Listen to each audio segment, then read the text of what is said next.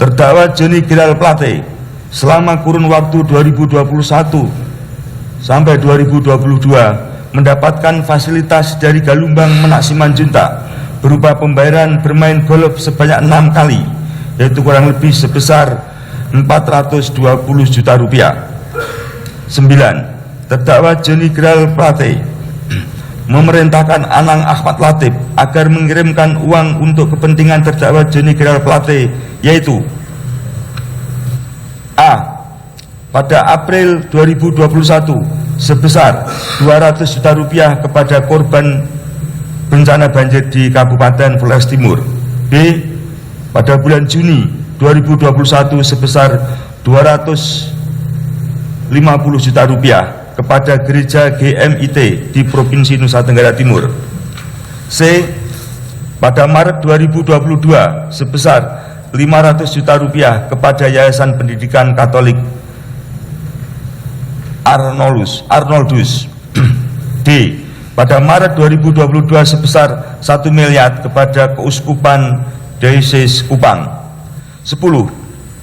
Terdakwa Johnny Gerald Plate sekitar tahun 2022 menerima uang sebanyak 4 kali dengan total keseluruhan 4 miliar dari Irwan Hermawan, dengan rincian masing-masing penerimaan sebesar 1 miliar rupiah dibungkus kardus yang diberikan melalui Windy Purnama kepada Wilbertus Natalius Wisang atas perintah Anang Ahmad Latif, yang kemudian uang tersebut diserahkan kepada Wilbertus Natalius Wisang kepada terdakwa Johnny Gerald Plate sebanyak 3 kali di ruang tamu rumah pribadi terdakwa Johnny Gerald Plate di Jalan Bangu 1 Cilandak, Jakarta Selatan, dan 1 kali di ruang kerja terdakwa Johnny Gerald Plate di kantor Kominfo. 11. Terdakwa Johnny Gerald Plate sekitar tahun 2022 mendapatkan fasilitas dari Jerry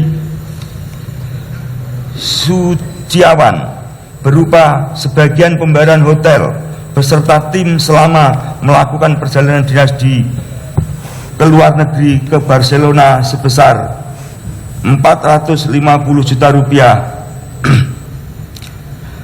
12. Terdakwa Johnny Gerald Plate sekitar tahun 2022 mendapatkan fasilitas dari Irwan Hermawan berupa sebagian pembayaran hotel bersama tim selama melakukan perjalanan dinas luar negeri ke Paris, Prancis sebesar 453.600.000 rupiah.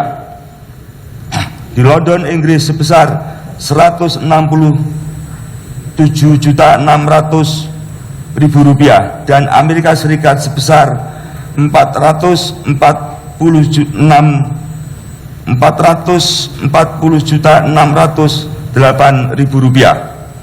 Perbuatan tersebut bertentangan dengan 1. Undang-Undang Nomor 1 Tahun 2004 tentang Perbendaharaan Negara.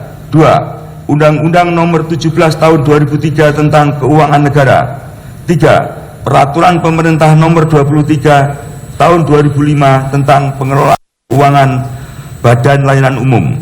4. Peraturan Presiden Nomor 54 Tahun 2015 tentang Kementerian Informasi dan Informatika. 5. Peraturan Presiden Nomor 16 Tahun 2018 tentang Pengadaan Barang Jasa Pemerintah. 6. Peraturan LKPP Nomor 9 Tahun 2018 tentang Pedoman Pelaksanaan Pengadaan Barang Jasa melalui penyedia. 7. Peraturan Menteri Keuangan Nomor 144/PMK.05/2021 tentang pelaksanaan anggaran dalam rangka penyelesaian pekerjaan pada masa pandemi COVID-19 yang tidak terrealisasikan sampai dengan akhir tahun anggaran 2021 dan akan dilanjutkan pada tahun anggaran 2022.